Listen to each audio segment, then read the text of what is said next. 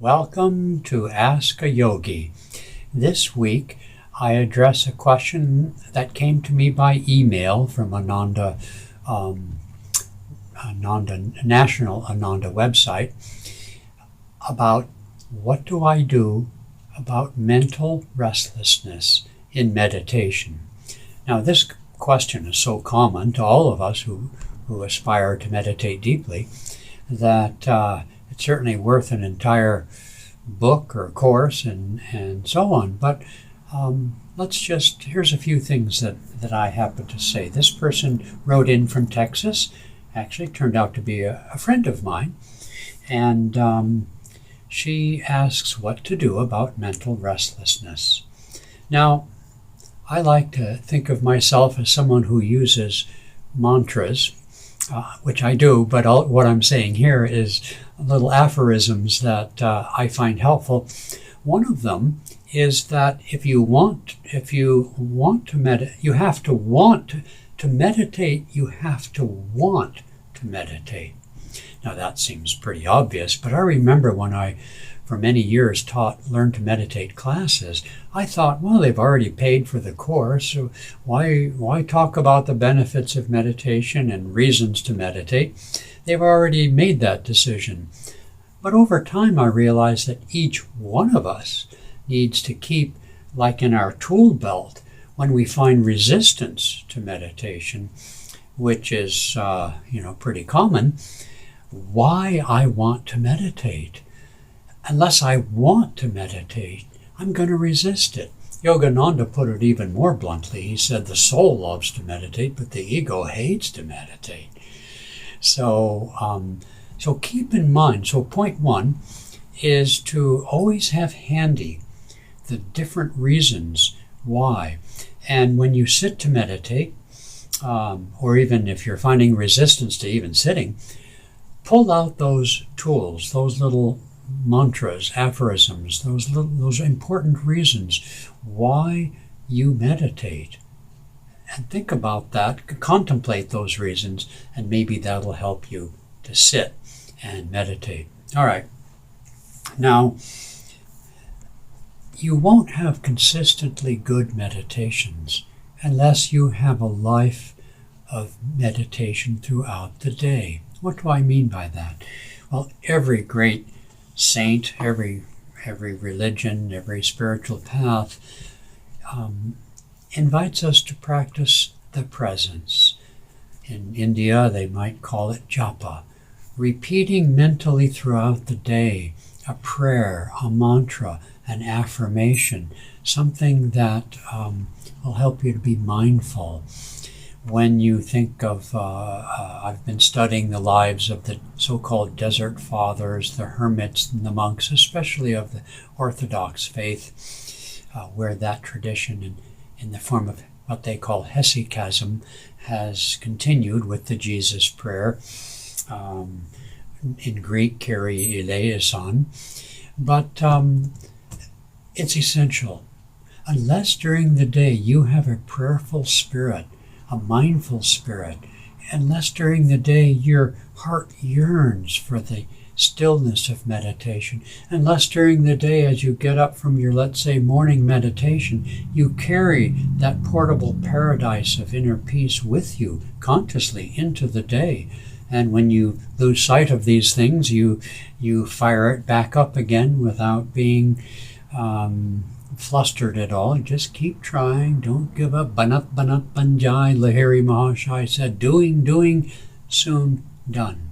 So japa, or practicing the presence, is absolutely essential to have a life of satisfying meditation. Okay. The other thing is from my teacher, Swami Kriyananda, founder of Ananda. He said the key to mental restlessness isn't the mind, it's the heart. And so whenever you sit to meditate, peel back the layers of anxiety and restlessness, which are here in the heart center, not here in the mind. They manifest in the mind as, monkey mind chatter, but they have their origin here in the heart. Yes, in some ways the origin is in the subconscious mind, but it's the energy for that restlessness comes from the anxiety, the insecurities, the fears, the desires of the heart.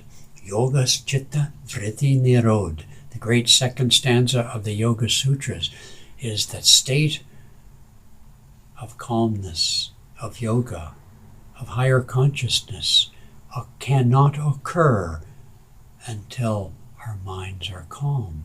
And the secret is chitta, yoga's chitta, the attachments, the feelings, the emotions, the roller coaster here. So what you do reminds me of one of the meditations Swami Kriyananda has in his landmark book, Awaken to Superconsciousness, is to be a spiritual archaeologist.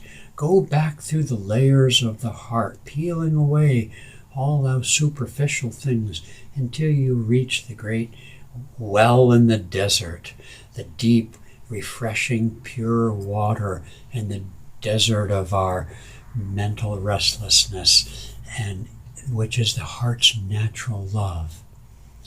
And it's as if when we focus the spiritual eye here, the inner light comes down to the shafts of that well, bringing light into the well, and in that well there floats a lotus, and touched by the rays of the sun of wisdom, the lotus buds open up, and the heart's natural love, like a fragrance, rises through those shafts.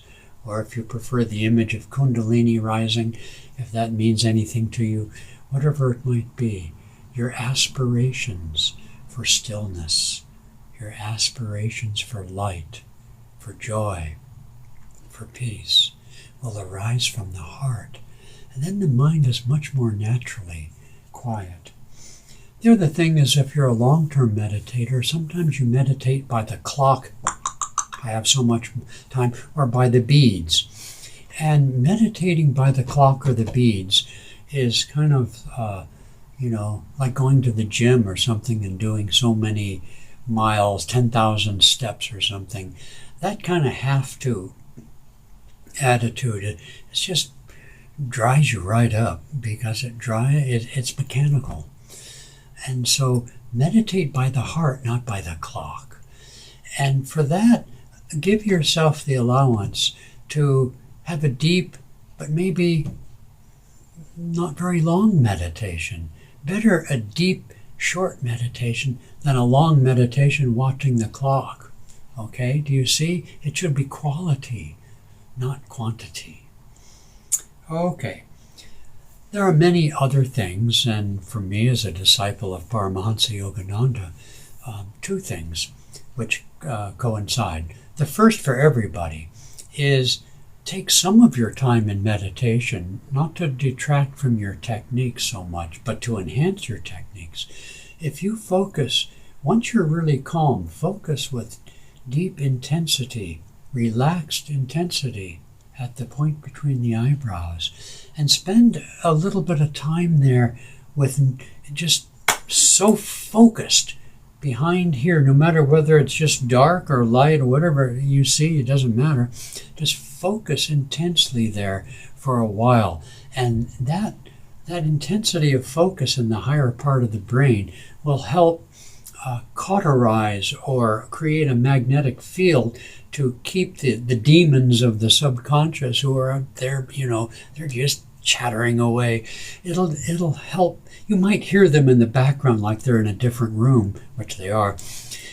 But focus here and see just how that intensity. Now, for those who have a guru, let's say, the eyes of Christ, the eyes of the Master, the eyes of your guru is another way to deepen that intensity of your focus, to make it more personal and meaningful and devotional. Although I have no hesitation offering myself with deep devotion into the inner light of the spiritual eye. Okay, so those are just some suggestions for mental restlessness. Okay, go hit the mat, the cushion.